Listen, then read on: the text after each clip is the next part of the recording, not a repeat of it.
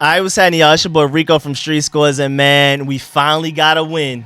We are 2-4. Even though we didn't deserve to win that game, technically that wasn't a win. It just wasn't a loss. Technically, we were competing to see who was going to be the worst team in the NFL, at least one of the worst teams. Really, it was just a fight for a draft pick. It literally looked like we were trying to sell the game. Then the Bears were like, no, you take it. I mean, were we being polite or were we just being plain old sorry? Like, here you go. You win the game. Nah, you win the game. Nah, you look like you really need it. You should probably win the game. It was really just a mid-off. It was literally a trash-off. It was the trash bowl. But at the end of the day, we came out, and I just didn't think that game could end up being worse than that Broncos-Colts game, but it may have. There's a debate to be had that game was worse. Honestly, if I wasn't a Commanders or a Bears fan, even if I was a Commanders fan but wasn't a Commanders YouTuber and media person, I probably would have found something else. I would have been watching Martin. Maybe I would have caught up on some One Piece. I mean, it got to a certain point when the game was still 0-0 for so long. I was like, maybe I'll just go outside and count ants in the dark. That's got to be more productive than this. I was about to vacuum the roof. I was about to go walk my goldfish. I was about to sweep the grass. Anything was more productive than this, man. This was terrible to watch. But at the end of the day, a dub is a dub. But again, it's not one of those dubs you can feel real good about. It's good because technically 2-4, you're still in it. Even though the NFC East looks really tough and the rest of our schedule is very tough, we barely beat one of the worst teams we have on our schedule. So now we go against Green Bay next. We go against the Colts after that. Are we even equipped to be able to beat those guys?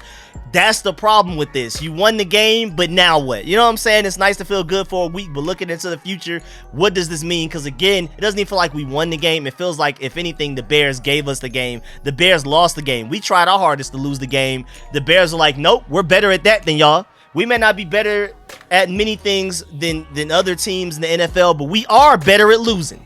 And boy, they outlost us today for real, because again, we did not win that game.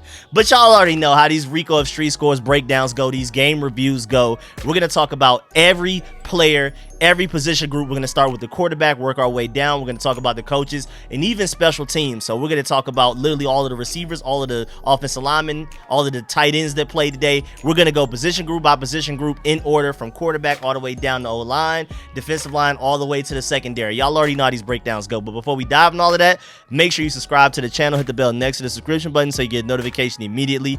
And every time I release an informative and opinionated video just like this one, make sure you pull up tomorrow night, as in Friday night, for the broadcast podcast. We haven't had one in over a month, so we got to catch y'all up on everything. I mean, the whole Celtics head coach situation, everything going on in basketball, everything going on in football, and anything, music that came out, anime. We're probably going to talk about Chainsaw Man. We haven't talked about our fantasy team yet. We have a fantasy league for that Friday show, so we're going to be talking crazy trash in there as well, so make sure you pull up for that. And then I will be having a post-game live stream for this game, but it's going to be on Sunday while other teams are playing. That's where I'll have the call-in show where y'all call in and voice your opinions on everything that went down in that game, or if you want to talk about whatever is going on currently during the Sunday 1 p.m. games when I'll be streaming.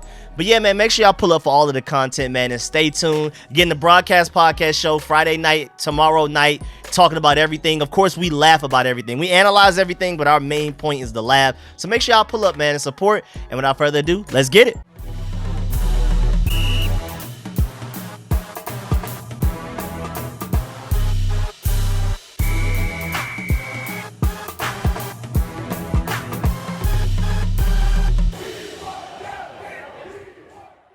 All right, so starting with the quarterback, Carson Wentz did not have a good game. I would say generally throughout this season, coaching has been the worst part of our team, and the reason that we're 1-4 and up until this point, now we're 2-4. Coaching has been the worst part, because if you look at the Giants, they have an entirely new coaching staff. Their O-line isn't even much better than ours, if it even is. If it is, it's like a very small margin, and yet they're still found a way to be 4-1 with not as much talent as we have on both sides of the ball. I mean, their receiving core is depleted. I mean, Sterling Shepard, I believe, is out for a year now.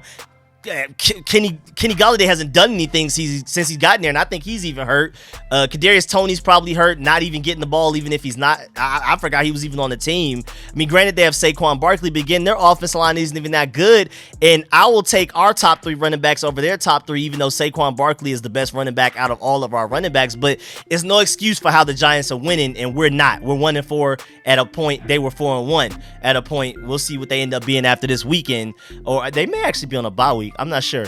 But, and then the Cowboys undefeated with a backup quarterback that's out here throwing for 180 yards. Like this, it's literally coaching. It's literally, I mean, personnel decisions as well, which falls on Ron Rivera for the most part, but also coaching, which is also falls on Rivera, but that also falls on Scott Turner and Jack Del Rio. It's not necessarily a lack of talent. Again, there's some personnel issues. I mean, William Jackson requesting a trade because we know he brought in to be a man corner, and now we have him in zone coverage often, even though sometimes in man coverage he was still getting beat.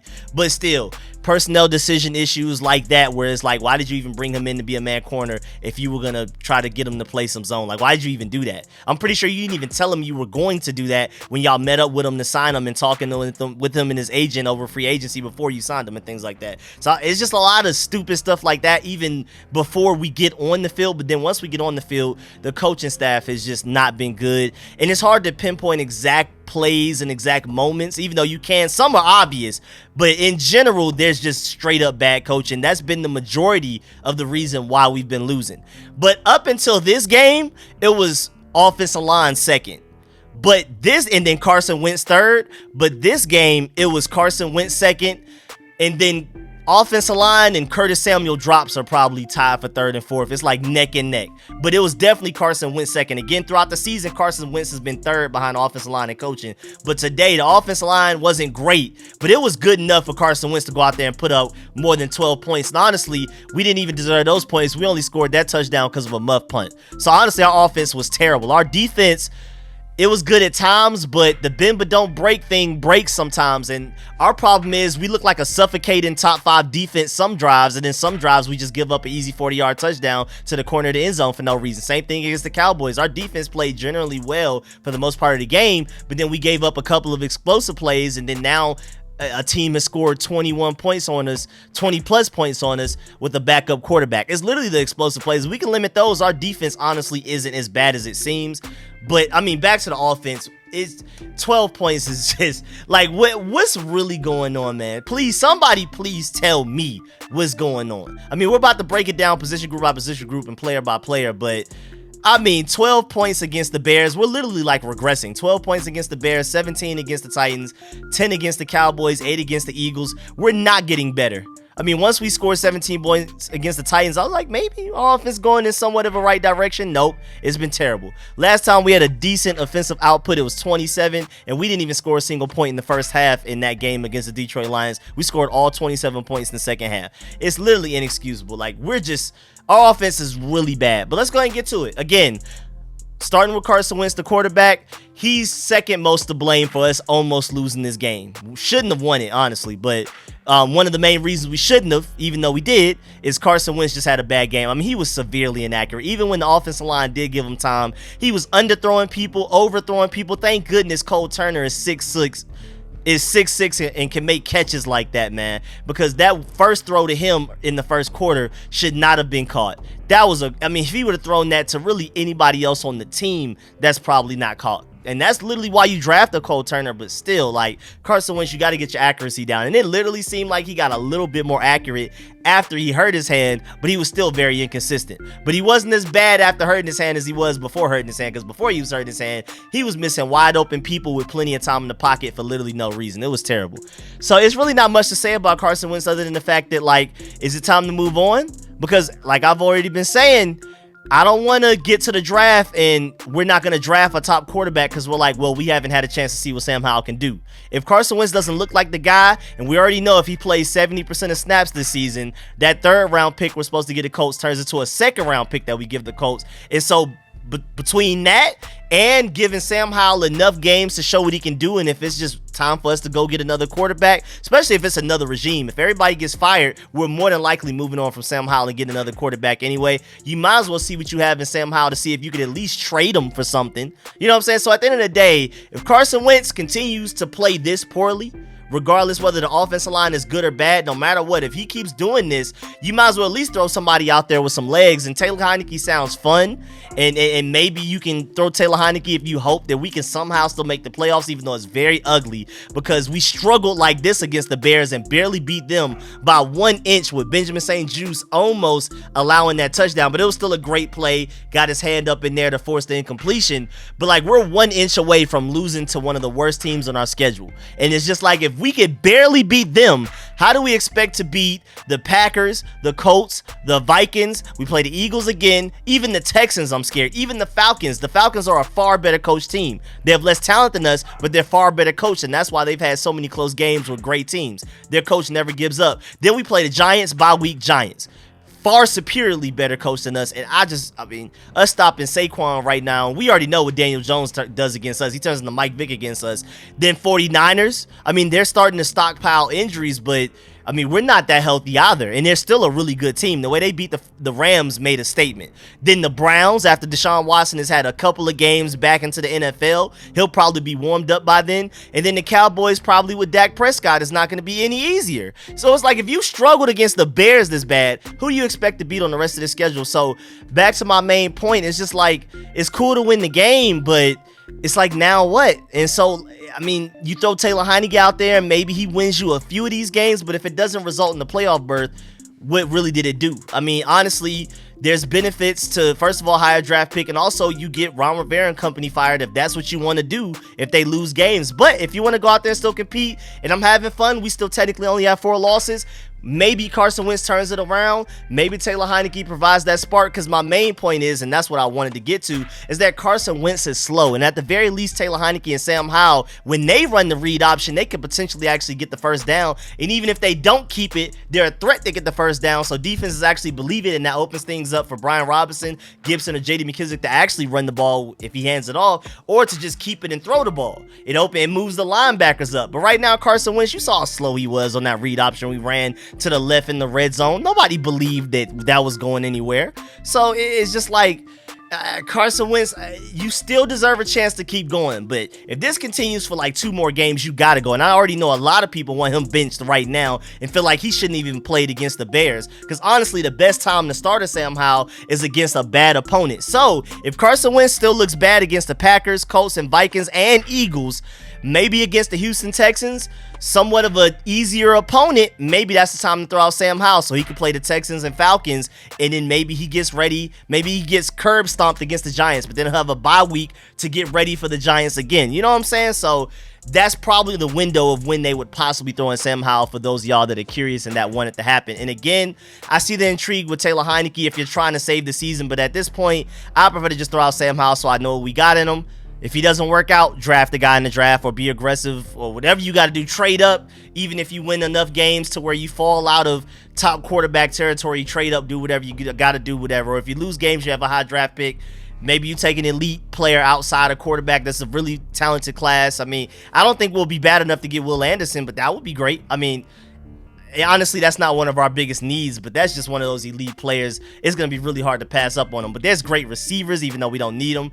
Linebackers, offensive linemen. There's so much talent there, even if you don't want a top quarterback. And it would be nice to have a higher draft pick, but it would also be nice to not throw away the season after 6 weeks. We're in the beginning, middle of October, and if we're talking about the season being over, what was all of that waiting since February to all excited about football and football's back and all of that, and just to already give up after 6 weeks? So I'm hoping Carson Wentz turns it around, or Sam Howell can provide a spark. But again, I'm not big on bringing Taylor Heinicke in, because it's just like we still don't know what Sam Howell has at that point. And I feel like Sam Howell, if he balls out enough, can probably give us just as good of a chance, if not a better chance, than Taylor Heinicke if he plays long enough to win games this season. So either way. And then I talked about quarterbacks long enough. Let's go ahead and go to the running backs. I feel like they ran very well.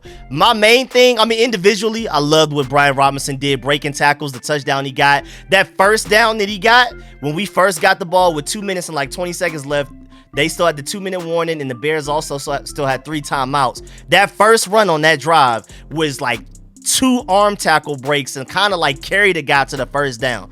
That was probably my favorite run from him all game. But he also had some other good runs where offensive line didn't necessarily give him much. He would turn a no-yard gain into like a 3-yard gain. That's literally what he's here for. And then that touchdown was amazing. I'm so happy for him. He got his first NFL career touchdown just after being shot just like over a month ago. That's amazing, man. So individually, I liked what I saw from Antonio Gibson running the ball as well. Some J.D. McKissic. But my main point is I love the fact that we gave guys drives. Because when you let guys carry the ball like a couple of times and then in the same drive go to another guy and then in the same drive go to like a third guy or even go back to the first guy, you're not into a rhythm. Just like quarterbacks, running backs got to get into a rhythm. They get better, their vision gets better, they get more explosive, they get more confident at the more carries they get throughout a game. And so if you just give them a couple of carries, take them out, and then put them back in randomly later and things like that, they're not really building on their runs. But what we're doing is we gave Brian Robinson a couple of drives in the first quarter. I was wondering where Antonio Gibson was. Like, why are we not using them? Because then we gave J.D. McKissic like literally the last 3 minutes of the second quarter right before halftime. And then we went to Antonio Gibson, I think like the first offensive drive we had coming out of halftime. And then we went back to Brian Robinson for the most part. And that allows guys to build a rhythm. Even though Antonio Gibson only had 5 carries, the majority of them came in the same drive. So by that 5th run, he was kind of like in a rhythm and he was running better on that 5th run than he was running in that first run. And same thing with J.D. McKissic, only had 2 runs, but you know, when he was on the field and it was his drive, he was a running threat, he was a throwing threat, all of that type of stuff to confuse the defense. And then Brian Robinson only had 60 yards on 17 carries, but that was a really impactful, necessary 60 yards for 1 touchdown. I'm really happy with that. Then the tight end group, I mean, Cole Turner out there making plays, inaccurate throws from Carson Wentz and bringing them in. That's literally why we drafted you. Logan Thomas was hurt, so he wasn't there. Still haven't really noticed Armani Rogers out there since like preseason, really like the first week of football when he had that one kind of dump off screen play that he ran for like 20 yards after getting the ball in the backfield. After that, I haven't really noticed him. And John Bates, I mean, I don't really remember him being out there, which means that's a good thing because he's primarily a blocker. And if you don't notice him and you don't hear his name being called, that means he's not getting beat. If he's doing his job, we don't even notice he's on the field. So I'm assuming he had a good game. But that's one of those things I'm going to have to look at the all 22 to confirm. Then the wide receivers, I mean, Terry McLaurin, I liked what we did. I mean, I felt like it took too long in the first quarter to finally target him. But then once we did, we started giving him the ball out of the backfield, screens, everything. Terry McLaurin needs to touch the ball as much as possible. Now, by the end of the game, I'm still upset that Terry McLaurin only had 4 targets. Like, it was like the second and third quarter, we tried to give him the ball a little bit more, running and receiving. But it seemed like the first and fourth quarter, he just didn't exist, and it just doesn't make sense. Because at one point, Terry McLaurin had 2 targets, and Darnell Mooney had 7. Why?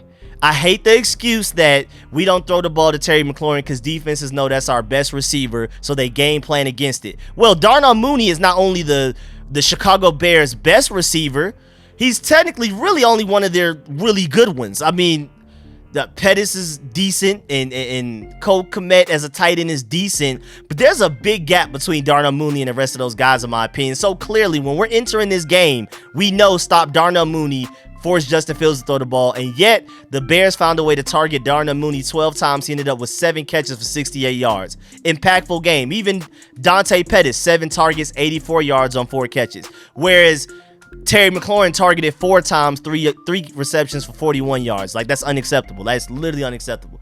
Scott Turner started to get into somewhat of a rhythm getting Terry McLaurin the ball, starting with that one slant to get the first down on our own side of the field. But, like, why are we not doing it more? Other teams, you saw how the Lions got the ball to Amon-Ra St. Brown no matter what. You saw the Cowboys, even though clearly he's their best receiver, found a way to get the ball to CeeDee Lamb no matter what. Why week after week, season after season, can we not do that with Terry McLaurin? Granted, we have other weapons. I love Gibson. Love what I'm seeing from Cole Turner already. Like what I'm seeing from Curtis Samuel outside of the drops. Dax Milne is a pretty decent receiver. Easily a better receiver than he is a returner. We're going to talk about that in the special teams portion. And then De'Ami Brown only got that 1 target, which was a terrible play call. Let's go ahead and stop right there. I hate how on first downs, we always just do this outside zone run. Defenses know we're doing it. That's why it barely gets any yards. And then even worse, third downs, 3rd and 5, 3rd and 6, we're running these fade routes to the sideline. Like, that's such a low percentage throw. Carson Wentz, granted, could have thrown them better every throw, but like, these are terrible play calls. Just Run something to where somebody's open in the middle of the field or underneath. Why? The De'Ami Brown one was the worst one, even worse than the one that we tried to throw in the end zone that one time. Because the De'Ami Brown one, it was a corner underneath, a safety over top, and then the sideline is a third defender. And so even the one where we threw it, I forgot towards who, maybe Terry McLaurin, somebody in the corner of the end zone one time later on in the game, you had a DB there, but then you also have the sideline. That's a second defender. He's technically double teamed. With the De'Ami Brown one, he's technically triple teamed because, again, the sideline is another defender. Why are we going for such low percentage throws on third down? I hate it. But outside of that, man, I feel pretty good about our receiving group. I can't wait to get Jahan Dotson back because he probably converts that two-point conversion. He's been our best red zone threat, even though he's one of our shortest receivers, if not the shortest receiver. He's been our best red zone threat, getting open and making contested catches when he needs to. We need him back. We miss him dearly. And then offensive line-wise, I mean, they were pretty straight today. Andrew Norwell was still terrible as usual at parts, but overall the offensive line was actually pretty good today. Probably one of the best performances they had all year. Between this and the Jaguars game, this was the best offensive line has looked. And again, that doesn't necessarily mean they were good, really good, or definitely not great, but it wasn't as bad as the 9 sacks allowed against the Eagles. It wasn't as bad as the Cowboys. It wasn't as bad against the Titans. But then again, how much credit can you give them? Because we knew coming into this game that the Bears defensive line is not good at getting pressure. And we only ran the ball for what? Like 80 yards or something, if that. Let me see. We ran the ball for like 80 maybe yards. Let me see. We ran for 128, and that's including the end around to Terry McLaurin, so I guess that kind of counts. So that's pretty decent. But, like, we knew coming into this game that this Bears D-line is probably the worst D-line we've played all season, especially at getting at the quarterback. So it's really hard to give them too much credit for how well they blocked for Carson Wentz today, because then watch us go to the Packers or the Colts or the Giants or somebody with Kayvon Thibodeau starting to become something, and even the Falcons. I mean, their defensive line is coming alive. The 49ers, if they're healthy, the Browns, if they're healthy, and then the Cowboys again at the end of the season. I just don't know how much to believe in this offensive line, because this was a way worse defensive line that we went against today than any other D-line you could probably say all season that we've gone against, and one of the worst D-lines we're going to go against all season. So, I mean, I'm happy the offensive line played better, even though they didn't play great. But, I mean, I just don't know how much stock to buy, because I don't know if they're going to be able to keep it up.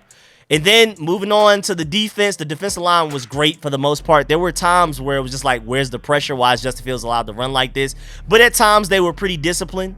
Because, I mean, one of our main problems last season and even in the preseason was the edge rushers going too far back, getting too much depth, and allowing the quarterbacks to kind of slip in between the edge rusher and the defensive tackle to make scrambles. Today, they did a pretty decent job of bottling them up, especially in the beginning and the end of the game. But in that middle, it got kind of ugly. And again, they weren't great and they weren't very consistent, but they made enough plays, got enough sacks, enough pressure, kept hitting them. I mean, forcing them to play hurt. That definitely affects his accuracy. That may be why he missed that wide open throw to Cole Kmet, where it should have been 14-6, and the game pretty much was just out of reach with as bad as our offensive line was. Justin Field literally just missed a wide open, I believe it was Cole Kmet in the corner in the end zone on the right side. I mean, that was just like ridiculous how he missed that one. And then it's probably just because of the defensive line pressure and banging him up, and he's out here getting hurt and stuff. It was just hard for him to calculate what's going on. But Jonathan Allen balled out, strip sack, another sack, I believe. I think he had 2. And I think he even had one where, like, it was erased by Benjamin St-Juste illegal contact. And we got to talk about that when we get to the secondary, because Benjamin St-Juste has been getting some really, like, annoying penalties called. It's never just a penalty on a regular play, like a 2nd and 10 or nothing. It's always like a sack or an interception, like a big play for the defense. All of a sudden, penalty on Benjamin St-Juste. Overall, he played fairly well, but we got to talk about that. Deron Payne was explosive at times. Montez Sweat, another good game. I mean, it was kind of weird, though, because just like Antonio Gibson, where I was questioning all throughout the first half, where is he? Montez Sweat didn't play much today, and I don't know why, because when he was out there, he looked effective, but I saw a lot of plays live where it was F.A. Obata and Casey Toohill, or F.A. Obata and James Smith-Williams, and I'm like, is Montez Sweat not starting anymore? Am I missing something? But when he was out there, he played well, so I'm not mad. F.A. Obata, like I said, needs more snaps, though. He's leading our team in pressure percentage, so per snap, getting pressure, he's our best guy, best pass rusher technically on the team if you look at advanced statistics. Literally one of the best in the NFL technically, because he barely plays, but when he does play, he's constantly getting pressure. And then he got that, I believe, a sack earlier, or at least forced somebody else to get a sack because he forced the quarterback out of the pocket or whatever, something like that. Either way, he played really well. I still want him to see more Shaka Toney, but it is what it is. Going to the linebackers, Oh, and James Smith-Williams, great batting the ball down, clutch at the end of the game. Very clutch. We needed that because that may have been a touchdown even before that Derek Forrest and then Benjamin St. Juste play. We'll get to that though. Linebackers, Jamin Davis, I mean, I loved what I saw from him against the Cowboys. Loved it. Really liked what I saw from him against the Titans, even though it wasn't necessarily as good as the Cowboys game. But that today wasn't that good. Now, he had some really good run stops. He had a couple of good plays in coverage, but for the most part, it wasn't as good as he's been. Now, it wasn't as bad as he was last year. Last year, he's a completely different linebacker from what he was doing last season. But still, even today, it kind of like he took a step back from all of the improvement he made. So I'm expecting him to bounce back. Cole Holcomb was really bad today, which is sad because he was really good against the Titans. I mean, with all of the talent they have and stuff, and Derrick Henry, I was expecting, okay, Cole Holcomb had a good game against the Titans. Maybe he's finally figured something out. And then he comes in this Bear game and just seemed like he forgot it all and just was bad. I mean, he was out there on QB spies, missing, couldn't keep up with Justin Fields, getting juked out his socks, trying to do arm tackles against Justin Fields, allowing him to run for 20 yards, and running backs not doing good tackle. He just looked tired, lost everything. It was a bad game from Cole Holcomb. Kendall Fuller. Of course, William Jackson didn't travel with the team, so your starting corners, Kendall Fuller, Benjamin St. Juste, and then Rashad Wildgoose, with Benjamin St. Juste moving to outside to replace William Jackson. Rashad Wildgoose is your starting slot. And he played fairly well today. Rashad Wildgoose is pretty good. Benjamin St. Juste had that really clutch breakup at the end, even though, technically the receiver caught it at the end and was 1 inch away from getting it. If he would have caught it originally, touchdown. So, that's just crazy that you barely win a game that close against a team this bad, but it is what it is. You gotta win. We're just gonna take it as a win. But yeah, that was a really clutch play at the end of the game, literally to win the game. And I loved what I saw from him against CeeDee Lamb, but against the Titans, he was getting beat occasionally. Today, he got beat occasionally. So I just need him to be a little bit more consistent, but I don't hate what I'm seeing from him. He's still a good corner. I'm excited about his future. He's only going to get better, and that length really matters. Now, Kendall Fuller getting toasted, beat after beat after beat. I know William Jackson has been thrown under the bus, but Kendall Fuller has honestly been worse than him this season. Now, granted, William Jackson has got beaten in his element of man coverage at times, and then, of course, in zone coverage, he's getting toasted, but that's not what he's supposed to do. Whereas Kendall Fuller is getting beat zone or man coverage. One time, the Bears were moving, and they threw like a third and 8. I think it was like a 9-yard pass, and Kendall Fuller was there, but it's not even like he broke up the pass. The receiver just simply dropped it. So he technically was beat on that play as well. And it's just like, this man is not fast enough. It's almost to the point, is he just a free safety and that's it? That's it? He just needs to keep everything in front of him? Because, that getting beat, he just doesn't have the athleticism. I'm going to keep saying it. Kendall Fuller's brain, IQ, and awareness, and William Jackson's body is literally a top 5 corner. William Jackson has all of the tools and athleticism, all of that. Kendall Fuller has all of everything in the brain. You could just put them together, they'd be perfect. Kendall Fuller's too slow. William Jackson is not versatile enough to do zone. And for some reason, he's not disciplined enough even for man coverage lately, because he's with everybody step for step. In that last game against the Titans, he was not even against the Titans, my fault, the Cowboys, because he got benched against the Titans. But against the Cowboys, he was step for step with CeeDee Lamb and those receivers. But for some reason at the end, he would just grab for no reason. That's just bad technique. But it's not like he's just out here getting burnt like Kendall Fuller.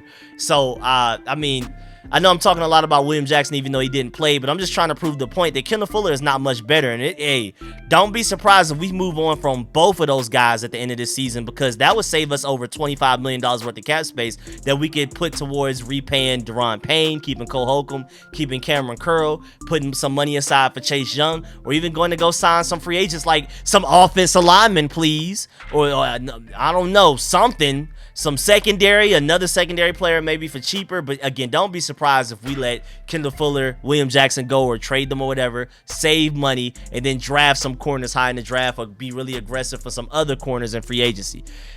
Kendall Fuller technically fits Jack Del Rio's scheme of running a lot of zone coverage, but he's just getting toasted too much. We're going to need a better corner opposite of him so he's not the one out here getting targeted by Darnell Mooney and those guys.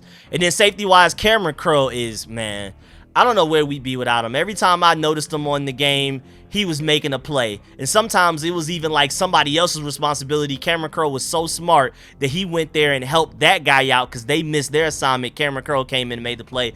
Not much more you can say. There's a reason Pro Football Focus Pro Football Focus, has him graded as the highest safety in the NFL since he's returned. He returned against, I think, after the Detroit Lions game. He returned against the Philadelphia Eagles. He missed the first 2 weeks, returned against the Philadelphia Eagles, and literally since then, he's the highest graded safety in the NFL with a 90-something overall grade. And it shows. I'm pretty sure he's going to have a 90-something grade from this game as well, because boy, without him, we'd be struggling.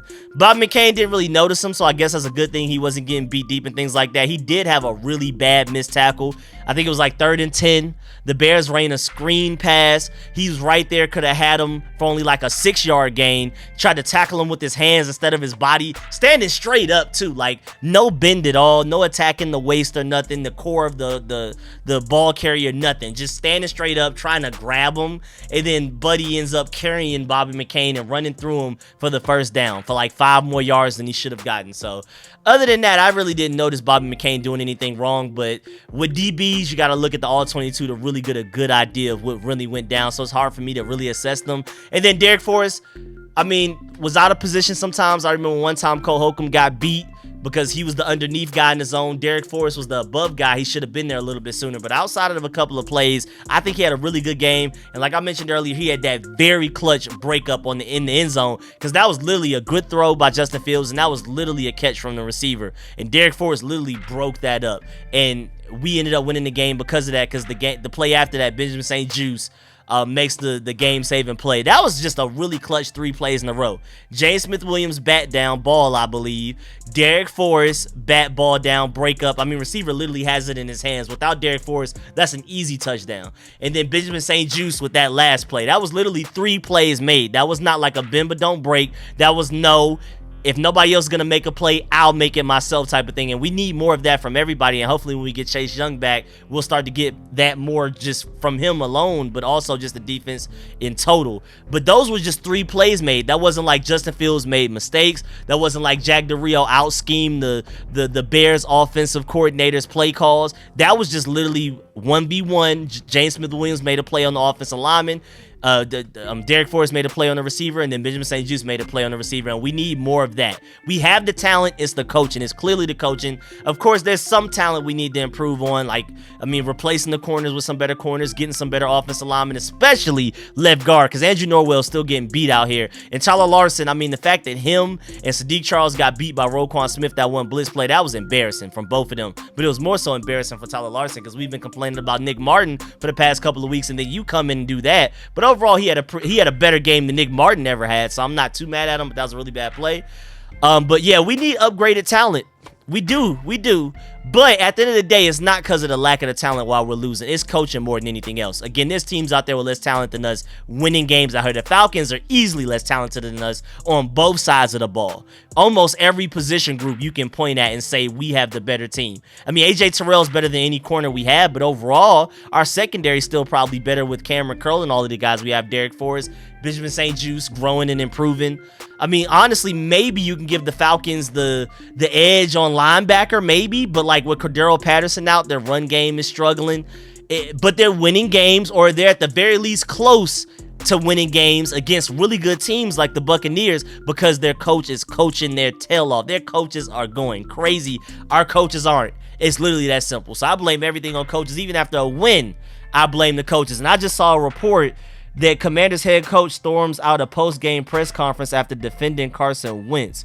Wait, what just happened? I'm gonna have to go look this up after this, man. But yeah, man, that's the end of this video. Oh no, I gotta talk about special teams before I go. My fault. Tress Way, thank goodness. We probably only won this game because of the field positions you were putting us in. And again, we literally won this game because the Bears punt returner muffed the punt, and then we scored the only touchdown we had in that game because of that. Only the second touchdown in the game total between both teams. So Tressway, I don't know what hypnosis you put on that punt, that play, and then all of the excellent punts you did the rest of the game, man. Literally, we're having one of those seasons where Tressway is one of our best players, again, arguably our best player, and it's sad because he's a punter. Joey Slye got to be better. You made the first kickoff, and then that 48-yarder, I felt like that should have been easier than that. I feel like it wasn't that hard. I feel like you honestly should have made that. But he went 2 for 3. He made 2 before that, and the longest was 38. So you should have made those. Those were all basically chip shots.